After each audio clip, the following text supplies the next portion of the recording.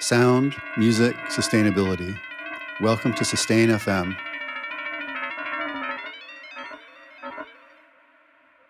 Welcome to today's edition of Sustain. I'm your host, Steve Williams. And today we've got some really interesting sounds and a conversation with Zuzana Hamm performing It's Friday. Zuzana is the founder of the new project Bitumen Lichen. We talk about boundaries and connections between the organic and artificial, between pasts and futures, between natural and industrial. Zuzana explores all of these boundaries and disrupts and connects across the boundaries through her music and the Bitumen Lichen project.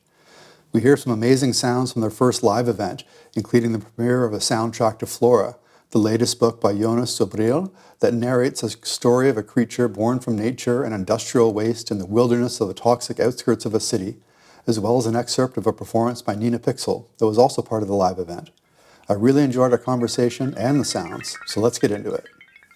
All right, so welcome to the show. Really great to have you here, Zuzana, or Friday. Which do you prefer, actually? What should I call you for the interview? You can call me Zuzana. Zuzana, okay. Yeah. All right, great. So let's get into it then. So one of the things that I'm really curious about, so you're an artist and a performer, and you're also working at Como Electronique, who makes all kinds of strange, and I mean strange in the best possible way of that word, and interesting music here.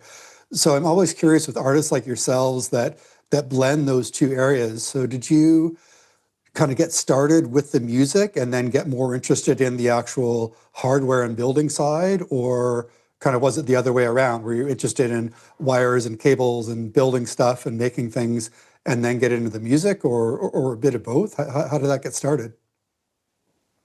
Well, definitely the music side. Okay. I mean, I just remember that I did build a tiny robot with my brother and my dad when I was a kid, but Okay. that was like a one-time thing. Other than that, I've always been an absolute music nut, and just looking forward to every Sunday when there was like a music video hit parade on a local channel that I watched religiously when I was maybe 5 or 6 years old, and then I switched to MTV and Viva once I had it, and I listened to radio all the time, and because my dad and his friends also had bands, and whenever we were together, they would discuss they were much more into rock music. But they would discuss all the drums on this or the bass lines on that. It kind of influenced me, and I started analyzing music much more from quite a young age, buying magazines, reading about musicians, and I was interested in all parts of it, like from the how was it made to what do the lyrics mean to how does it make me feel. So that's always been my number one, just the music, and always will be, I guess, my number one. And I think that through interviewing a lot of artists, because I'm a music journalist and I started publishing articles when I was still in high school, and later on also interviewing artists for magazines. I think that because I was mostly interested in electronic music when I was since I'm an adult, like a late adolescent, early 20s years maybe.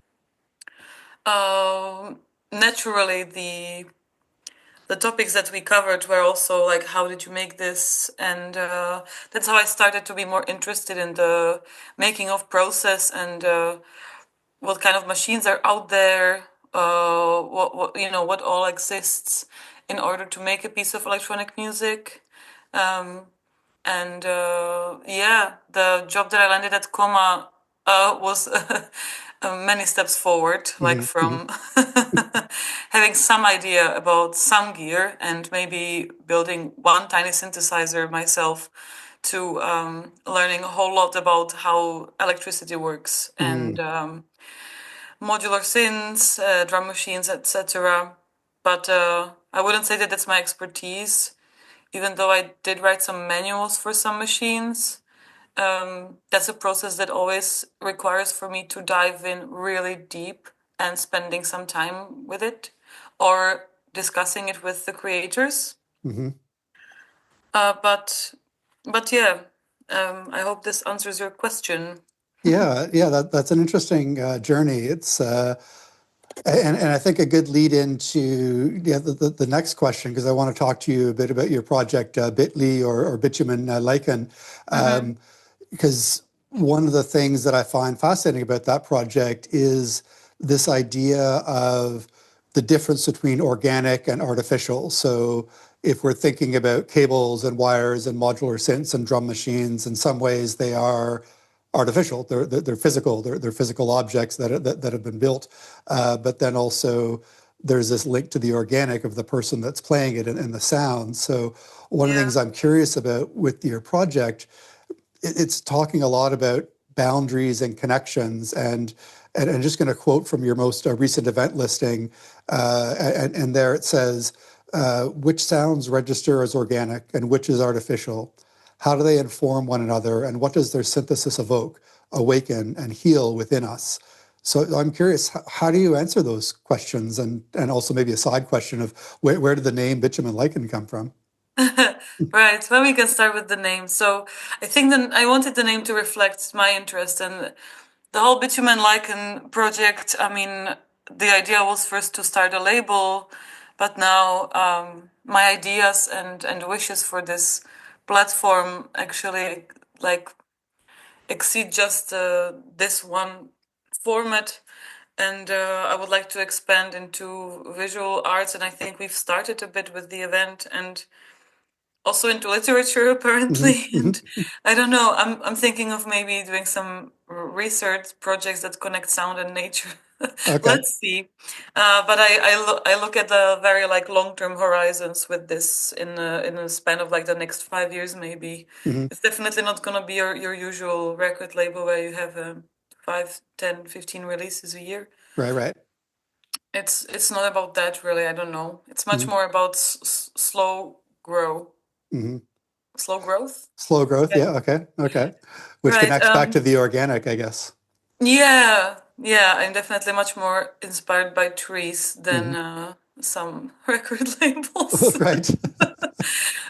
So the name I came up with Bitumen Lichen because I wanted something that kind of reflects the my fascination or like my interest that's been there for quite a long time, which is sort of it's hard for me to put it into words. I always try my best when I write some sort of text for it, but the thing is that basically I really love nature, but I also really love the city.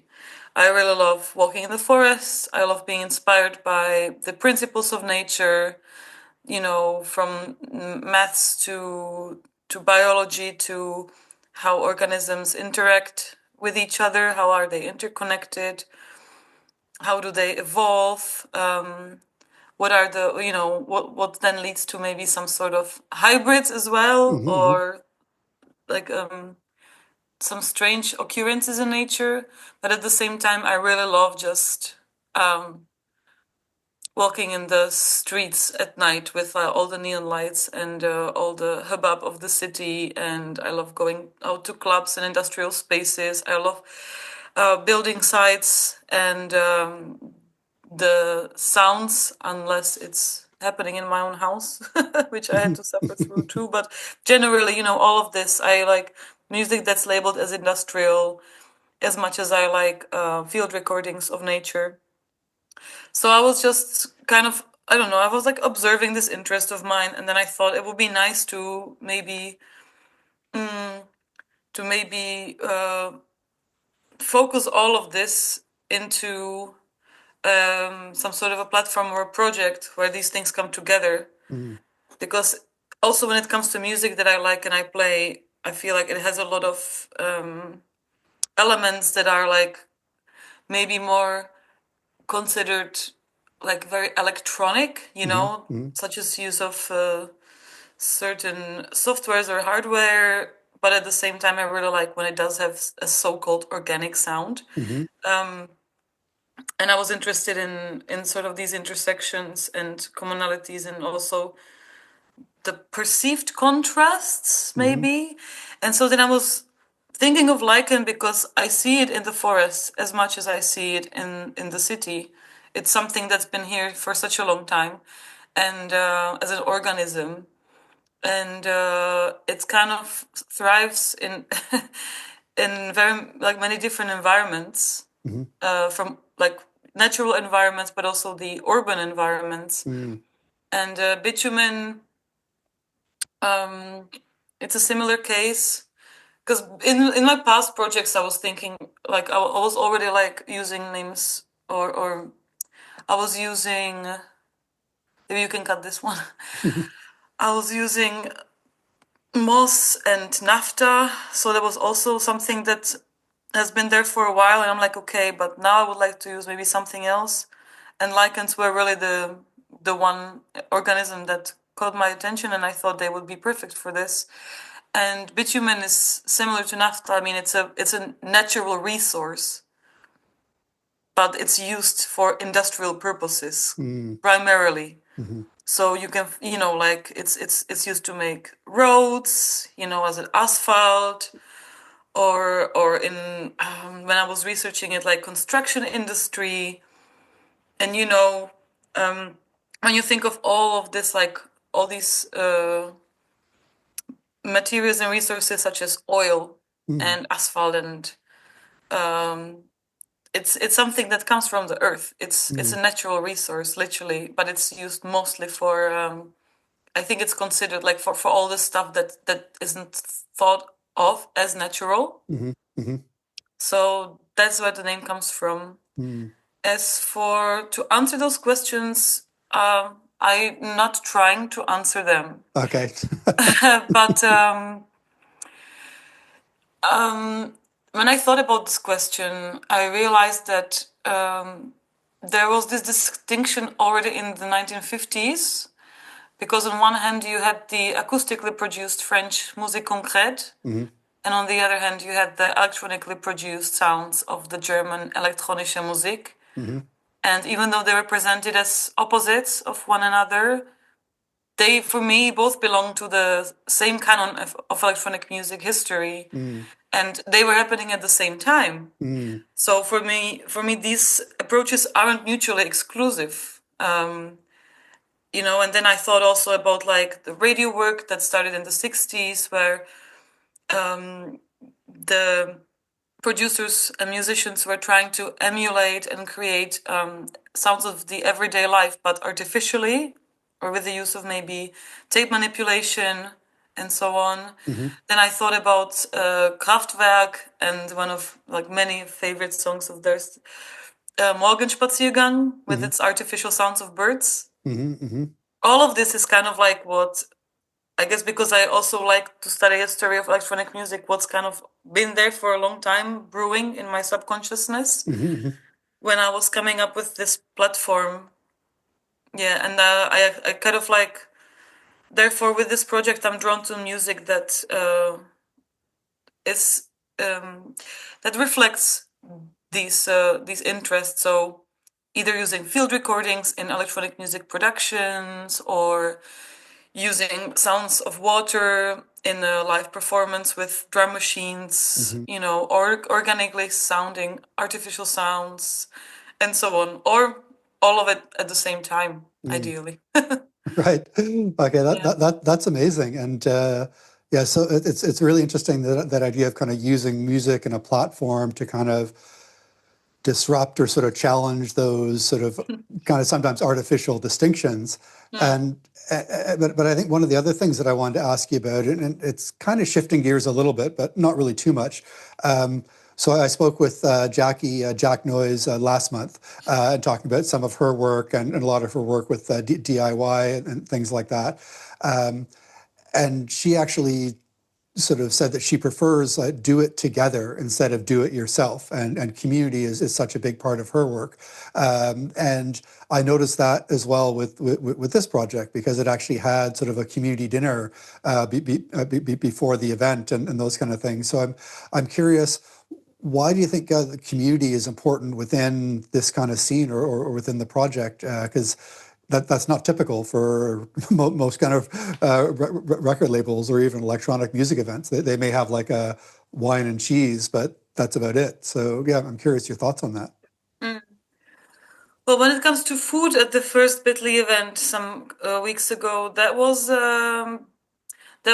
actually comes from the venue. So the venue actually wants to cook at most of the events. Okay. And it's an idea that I really like, which is why I was very happy about it. I thought it's a nice idea to connect food, because the organizer actually, she also does events that like are called Dub and Dal. Artie is her name, and her partner Toby, and they kind of connect people not just via music but also via food, which I think is really nice. So community chai, it also has chai in the name because they also cook chai as a means of warming your soul. Again, not just with music and bass lines, but also with a warm beverage. Because food always has always been a means of bringing people together. That being said, community is a very big part of my work in music, because I used to be just a community manager at Coma. Now I'm doing that also together with other things.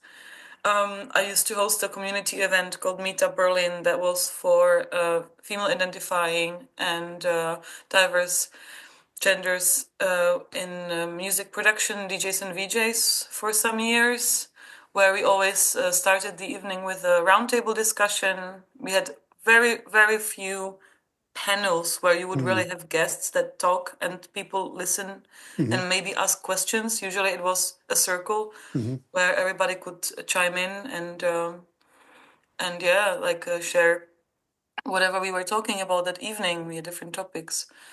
And even as a part of Coma, like me and my female colleagues back in the day, we used to have a event called Gear Talk, which was free, and we always had a topic such as keyboardless synths or drum machine, and then we would reach out to the community, and people would present their favorite piece of gear and their workflow, so others could learn, how someone else uses it. Maybe they have the same piece of gear, but someone uses it a different way, or they've never heard about it before.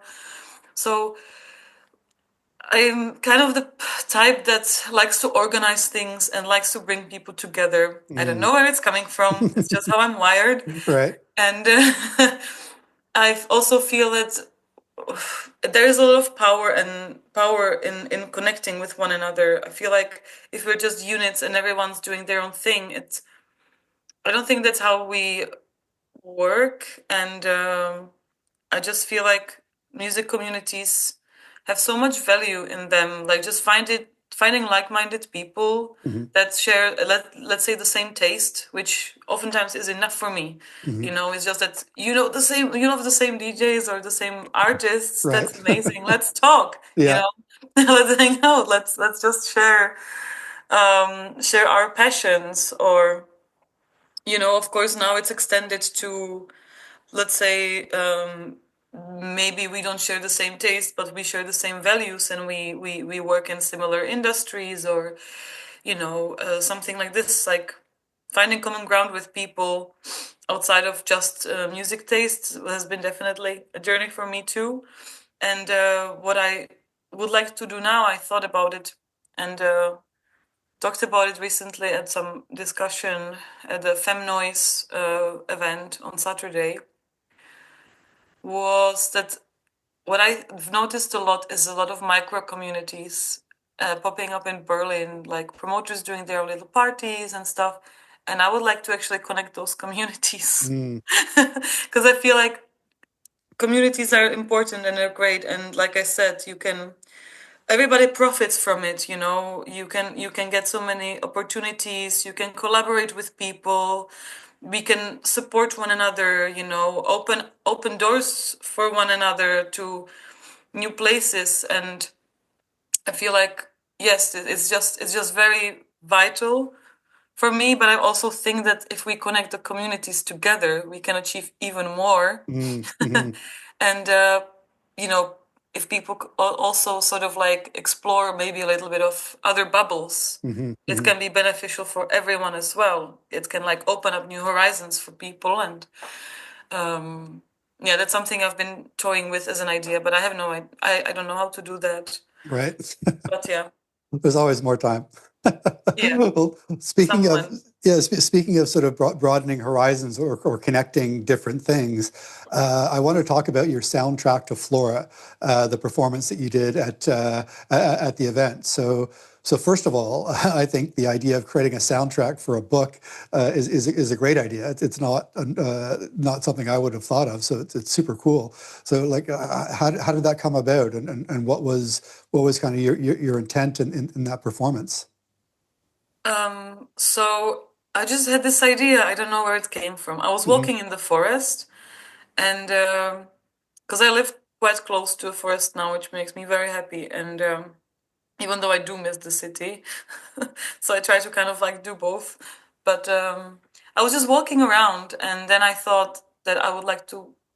I want to do soundtrack to a book, and because I wanted to give myself a project because I've noticed that my music work is kind of all over the place. Hmm. Last year I released some tracks. I also had some shows, but on one hand I do this like songs with vocals and a harp and synthesizers, and then I do some instrumental, more like maybe clubby or ambient music. And I felt like it would be nice to maybe go back to like the school years and just give myself sort of an assignment Mm, or some set of limitations. right. Earlier this year, I also did a songwriting course with Brian Eno, Oh, and cool. it was wonderful. I'll bet. Really, one of my music idols, and it was really just like full of I don't know, pearls of wisdom that he shared Mm, with us. And I already was aware of his cards to foster creativity in the music studio and when it comes to writing music. So I thought, okay, it would be nice to have some sort of limitation set for myself, or really like something specific that would get me out of the usual way of doing things. And then a very old friend of mine, Jonáš Zbořil, published his first prose. It's a novella called Flora. He's from Prague, so it's in Czech, even though it's supposed to be published in German pretty soon. And I just didn't even read the book. I just read what the book is about. And I'm like, oh my goodness, this is so much in line with what Bitumen Lichen is about. I was so excited, and I knew that it was a bit of a synchronicity with everything. Like, I had an idea, then I read about the book. I'm like, that's the book. mm, And then at the same time, my company was releasing this instrument, and I'm like, that's the instrument because it right. just sounded so perfect. This is the chroma It's, plane. yes, the chroma plane. It's just Okay. nice when sometimes, and this used to hold me back from making anything for so many years. I'm like, but is this idea good enough? Maybe I shouldn't use this sound, and I would just bend my brain and overthink so Mm, much mm, to the point that all ideas were kind of like they just crumbled into nothing, and I just didn't do anything. And there was also maybe an influence of the Brian Eno scores that I'm like just embracing the flow, chance, first idea is the best, just mm. going with it, not overthink it, sort of like riding the wave, as they say. So that's how it came about. It was really just like that. Yeah. Interesting. Okay. And maybe one of the things I'm curious about is, and I think we talked about this at Coma, is I think a lot about storytelling in music, and or in sound art, and basically any kind of music. And of course, novels are all about story, creating characters, creating tension, creating a plot that draws in the reader. Do you feel that your soundtrack or your music does the same thing? And are you kind of telling the same story as the book, or is it more that the book inspires a different story? Or I'm curious how you thought about that. Mm. Um, I didn't try to recreate the story with the soundtrack Mm, actually. What happened is that I was just sitting with the chroma plane after work, and I had the book in mind. I had already read it a couple of times at the time, And maybe you can just share for a minute about what the book is about for people that haven't. Yeah, that's actually a good point. So the book is about a creature that, on one hand, that's kind of like conceived. We don't know how, but it's a creature that like is like born from nature, but at an area. It's a sci-fi book. It doesn't really exist, obviously, but it's an area that's like behind the city where nobody goes to anymore because there were some accidents with like maybe toxic waste factories. So it's sort of like industrial wasteland, but the nature is still sort of like has the main word. And so this creature kind of like has hair, but at the same time it has cables coming out of it and human skin, and it's a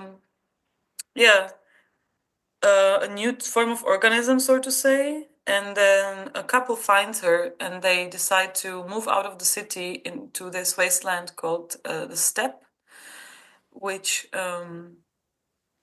sort of has its own weather patterns even, and it's just changes all the time. And it's kind of like, like all these cables are sort of buried under the hills, but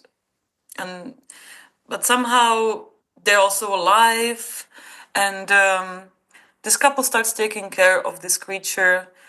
So it does have a plot, but first of all, this is the first prose of Jonáš Zbořil, and I think that it's still written really lyrically and not as a classical like a story.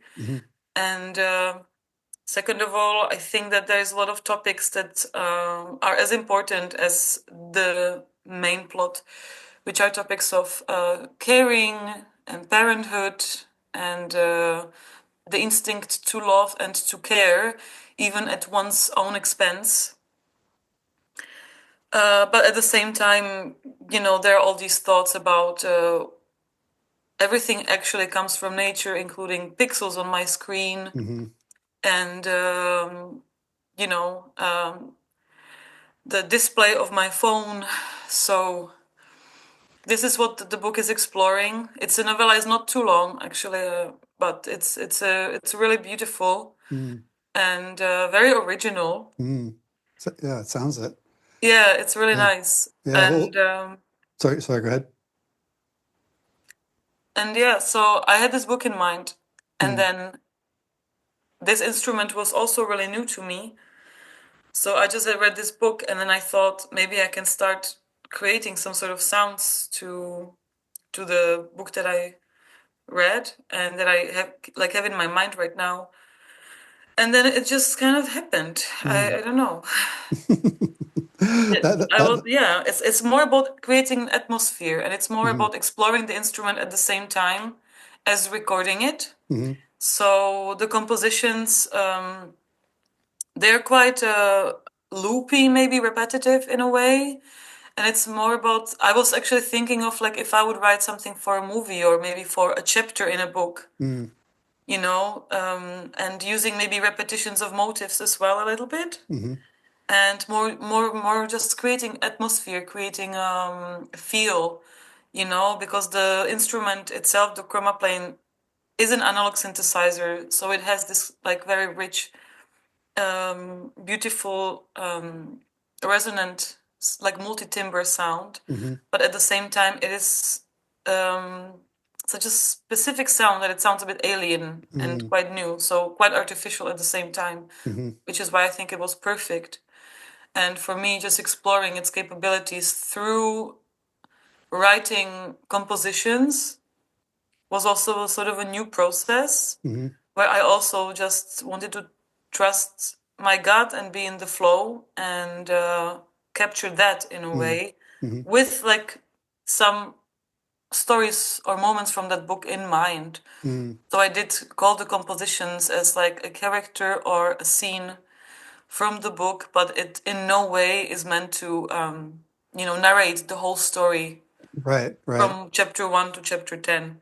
Okay. So that's actually a perfect segue into the last question I had before we close with some live recordings so people can hear what you're talking about.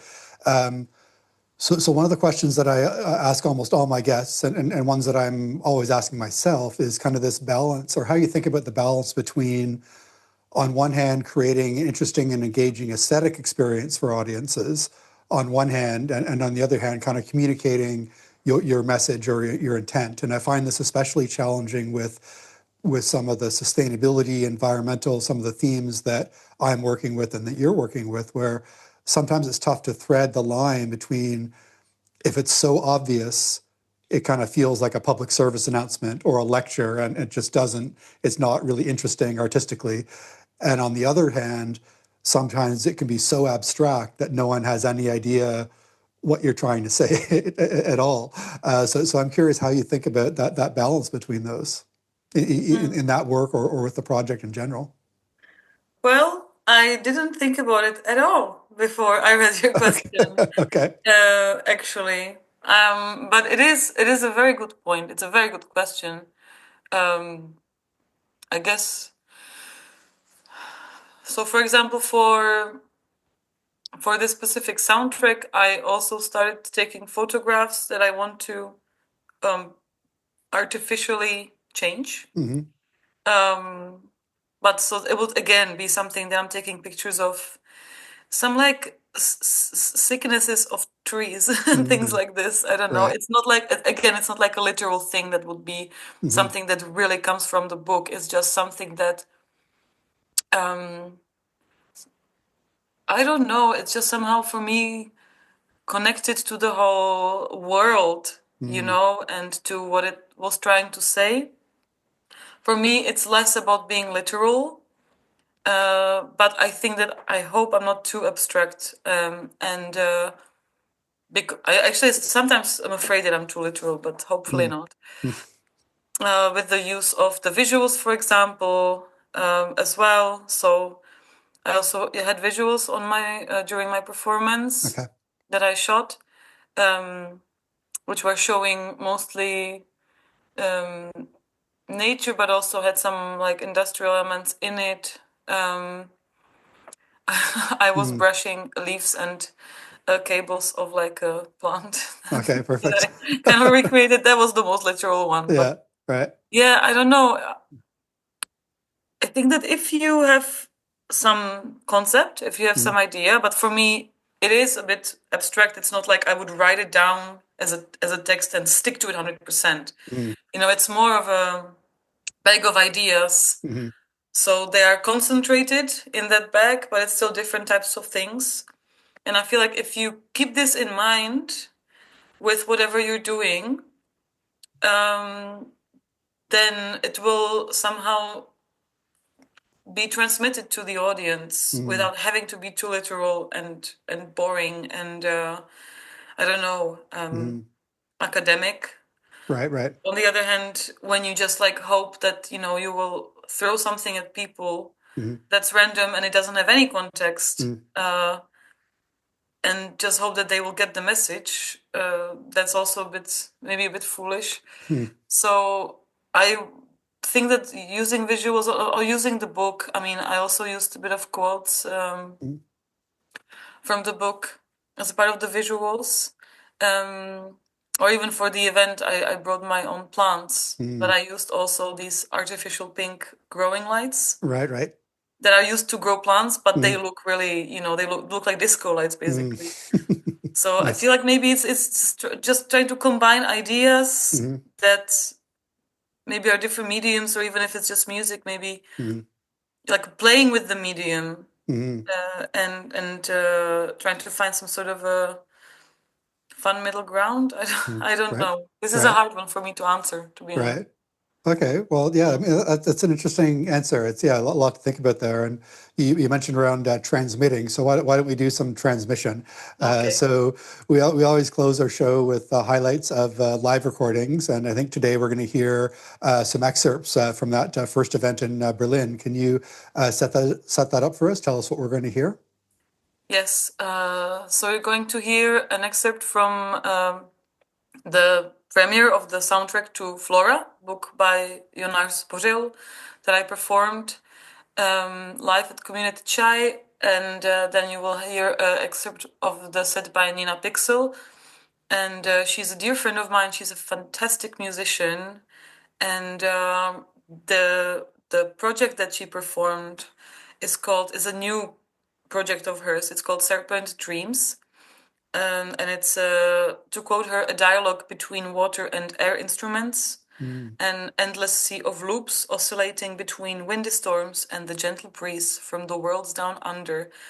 And she's inspired by Pauline Oliveros and her concept of deep listening, or the practice of deep listening, rather. And during this performance, she also used her own visuals of mostly nature, and she used fujara, which is a traditional Slovak wind instrument, sort of like a big flute. And she also used sounds of water that she was kind of blowing into. Very delicate and nice acoustic sounds. And then she kind of went with beats over it. It was very well sculpted, this whole live set. It was wonderful. So I hope that you will like it as much as I do. Great. Well, yeah. Well, thanks for sharing that with us, and thanks so much for taking the time to chat with us. And thanks to everyone for listening. Be sure to check out the show notes to find out more about Bitumen Lichen as well. We'll make sure to include links to, Zuzana mentioned a bunch of different artists and gear. So we'll include links to those so you can check those out, including, of course, the Chroma plane. That's hard for me to say. I need some more coffee, I think. So yeah, thank you very much, Zuzana. It was great to chat, and let's hear some sounds from Bitumen Lichen. Thank you very much. Thank you, Steve, for inviting me, and thanks everyone for listening. And if everything goes well, actually, Serpent Dreams will be at some point released on Bitumen Lichen as well. Okay, perfect. Yeah, we'll make sure to include a link to the site or the Instagram or some kind of online connection so people can follow that along. Great. Thanks a lot.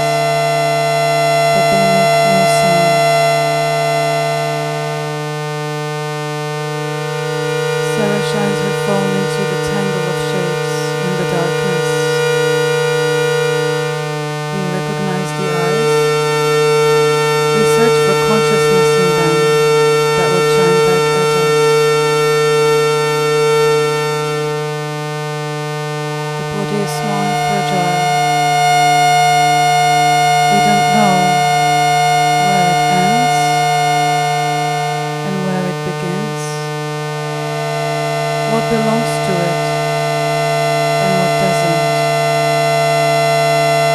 Some cables intertwined with the tendrils of the bushes, tangled like a headphone cord, a piece of meat, or just a rat.